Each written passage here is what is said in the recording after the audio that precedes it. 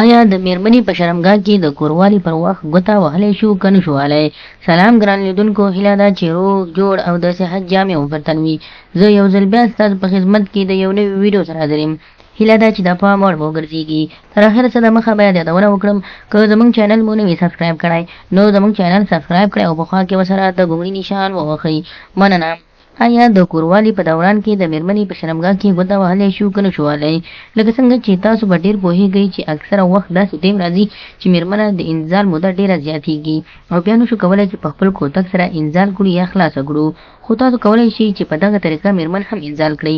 د کوتک نه علاوه کولی شئ دغه طریقه ورسره استعمال کړئ چې د میرمنې بدن ته باید پکې تاوان ونه رسېږي. هغه داسې چې تاسو کولی شئ چې کله تاسو کوروالی وکړئ، په یو ځل کوروالی سره کولو سره تاسو ډېر زر انزال کېږئ.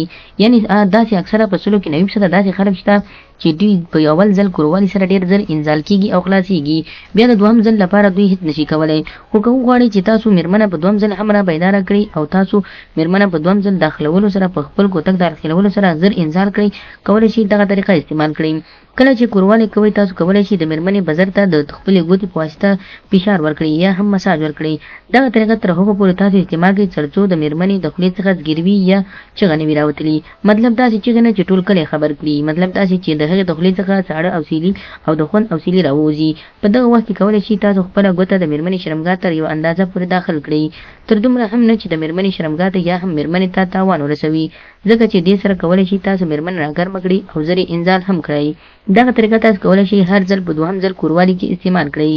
یعنې چې تاسو کله دوهم ځل کوروالی یا سیکس وکوئ او تاسو کولی شئ د دغې سره میرمن راګرمه کړئ او انزال یې کړئ. یو ملګري پوښتنه کړې وه چې زه کولی شم دغه طریقه استعمال کړم که نه، بلکې سل په سلو کولی شئ تاسو دغه طریقه د کوروالي نه مخکې استعمال کړئ او هم وروسته.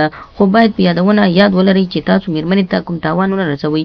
باید خپلې میرمنې یا د میرمنې شرمګاه ته لږ تیل یا هم خپل لاس ګوتې ته لږ تیل ورکړئ تر څو میرمنې ته په ښه اندازه یعنې په ښویه اندازه دغه ګوته دننه شي او میرمنې ته کوم تاوان نه رسېږي. نو خدای دې وکړي ملګرو چې زموږ د ویډیو څخه غلط مطلب وانخلئ، زموږ ویډیو لایک کړئ، شیر کړئ او زموږ چینل هم سبسکرایب کړئ. مننه.